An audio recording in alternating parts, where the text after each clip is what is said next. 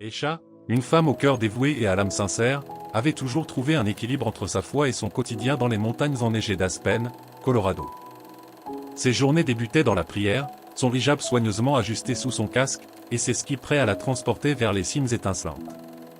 Ce 23 février, tout semblait ordinaire, un ciel clair, une neige immaculée, et une sérénité qui l'enveloppait.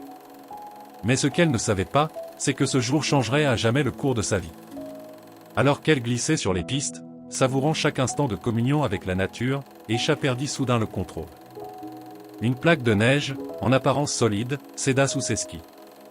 Dans une fraction de seconde, elle se retrouva plongée dans une chute vertigineuse.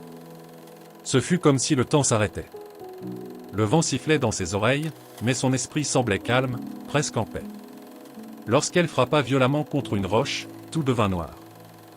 Ce fut dans cette obscurité qu'elle commença à entrevoir une lumière. Une lumière douce, mais puissante, qui semblait l'appeler, l'attirer avec une chaleur indescriptible. Ce qu'elle allait vivre dans les instants suivants transcenderait tout ce qu'elle avait jamais connu ou cru. Avant de continuer, nous vous demandons une chose très simple. Ces vidéos que vous regardez prennent des heures, parfois des jours, à être écrites, montées et partagées, tout cela par pure passion et amour pour transmettre ces récits inspirants. Nous ne gagnons rien, mais votre simple inscription à notre chaîne serait un immense cadeau pour nous. Cliquez sur « S'abonner » maintenant, et aidez-nous à continuer à raconter ces histoires qui touchent les cœurs.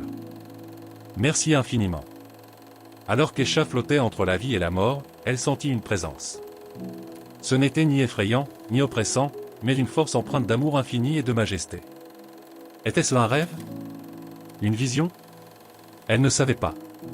Pourtant, chaque fibre de son être reconnaissait que ce moment allait bouleverser tout ce qu'elle avait cru savoir. Elle était sur le point de rencontrer une vérité qui changerait non seulement sa vie, mais possiblement celle de tous ceux qui l'entouraient. Et c'est ici que tout commença à se dévoiler. Lorsque la lumière l'enveloppa complètement, Escha sentit une paix qu'elle n'avait jamais connue, une paix qui transcendait toute douleur et toute peur. Elle flotta dans un espace entre le ciel et la terre, entourée d'une chaleur douce et bienveillante. Mais au-delà de cette sérénité, une question brûlait dans son esprit, où était-elle, et pourquoi avait-elle été amenée ici? Puis, une voix se fit entendre. Une voix puissante et douce à la fois, remplie d'amour, mais aussi d'autorité. Elle ne comprenait pas les mots, mais leur sens lui parvenait directement au cœur. Escha comprit qu'elle se trouvait dans un espace sacré, au seuil de vérité qu'elle n'avait jamais osé imaginer. Devant elle apparut une figure lumineuse, une présence qui semblait émaner une sainteté infinie. C'était une rencontre qui défiait toute logique humaine, et pourtant, tout en elle reconnaissait la vérité de ce moment. Alors qu'elle était submergée par l'intensité de cette expérience, des images de sa vie commencèrent à défiler devant ses yeux. Chaque prière, chaque moment de dévotion, chaque mot enseigné à ses enfants. Tout cela semblait maintenant teinté d'une autre lumière, comme si un voile était levé pour révéler une réalité qu'elle n'avait jamais vue auparavant. L'amour qu'elle ressentait à cet instant précis surpassait de loin tout ce qu'elle avait imaginé possible. Avant de continuer ce récit extraordinaire, nous aimerions vous demander un petit geste. Ces vidéos que vous regardez sont le fruit de nombreuses heures de travail, de recherche et de montage, tout cela fait avec amour pour toucher vos cœurs.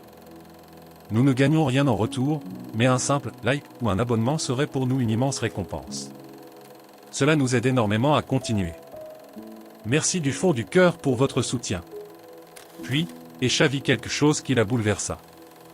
Une vision claire, d'une puissance spirituelle immense, lui montra non seulement les chaînes invisibles qu'il avait retenues si longtemps, mais aussi le chemin qu'elle devait suivre. Elle ne comprenait pas tout, mais une certitude profonde s'installa en elle, elle avait été choisie pour témoigner, pour partager cette vérité éclatante qui surpassait tout ce qu'elle avait appris. Mais alors que les révélations continuaient de s'intensifier, une autre voix se fit entendre, une voix qui semblait vouloir contredire cette lumière. Escha sentait que son épreuve ne faisait que commencer, et que ce qui allait suivre mettrait à l'épreuve sa foi, son courage, et son amour. Lorsqu'Escha revint à elle, son cœur était transformé. Elle n'était plus simplement une femme brisée après un accident, mais une âme investie d'une mission divine. Les souvenirs de ce qu'elle avait vu et ressenti dans cet espace sacré étaient gravés en elle, plus réels que tout ce qu'elle avait jamais vécu. Pourtant, elle savait que son retour à la vie terrestre ne serait pas sans épreuve. Comment pouvait-elle partager ce qu'elle avait vu? Comment expliquer l'indescriptible à un monde qui, comme elle auparavant, était aveuglé par des certitudes erronées? Sa première confrontation fut avec sa propre famille. Les regards perplexes de son mari, Youssef, et de ses enfants lorsqu'elle évoqua timidement son expérience, étaient un mélange de peur et d'incompréhension. Mais Aïcha sentait une force nouvelle en elle, une détermination nourrie par l'amour qu'elle avait ressenti dans la lumière. Chaque mot qu'elle partageait n'était pas simplement une histoire, mais une prière, une offrande pour que ses proches puissent un jour connaître cette vérité transcendante. Pourtant, le rejet fut brutal. Son mari l'accusa de blasphème, sa communauté la désavoua, et même certains de ses amis les plus proches refusèrent de l'écouter. Mais Aïcha ne faiblit pas. Car, à chaque fois qu'elle fermait les yeux, elle voyait les visages des âmes piégées dans l'obscurité, suppliant pour une chance de connaître la lumière. Elle savait que son témoignage n'était pas seulement pour elle, mais pour tous ceux qui cherchaient, parfois sans le savoir, une vérité plus grande. À ce moment du récit, nous aimerions beaucoup entendre vos réflexions. Que pensez-vous de l'expérience d'Aïcha ? Avez-vous déjà vécu un moment qui a transformé votre vie ? Partagez vos pensées dans les commentaires, car chaque histoire peut inspirer et apporter de la lumière à quelqu'un d'autre. Votre participation est essentielle pour que notre communauté grandisse dans la foi et l'amour. Un jour, alors qu'elle priait dans la solitude de sa nouvelle vie, Aïcha sentit une paix inattendue. Elle comprit que les graines de vérité qu'elle plantait, bien qu'accueillies par l'opposition et la douleur, porteraient un jour du fruit. Son fils Idriss, le premier à écouter attentivement ses paroles, commença à poser des questions. Ces discussions, d'abord discrètes, devinrent le début d'une transformation qui s'étendrait bien au-delà de leur foyer. Aïcha voyait dans ses yeux la même curiosité qu'elle avait ressentie, ce désir profond de connaître une vérité plus grande que les traditions. Mais son voyage était loin d'être terminé. Une vision lui rappela que le combat spirituel était encore devant elle. Elle devait non seulement affronter les défis terrestres, mais aussi continuer à témoigner face à une opposition invisible mais bien réelle. Et au cœur de cette vision, une promesse, chaque âme qu'elle toucherait rapprocherait un peu plus ce monde de la lumière divine. Ainsi se termine ce chapitre, mais ce n'est que le début de la véritable mission d'Aïcha.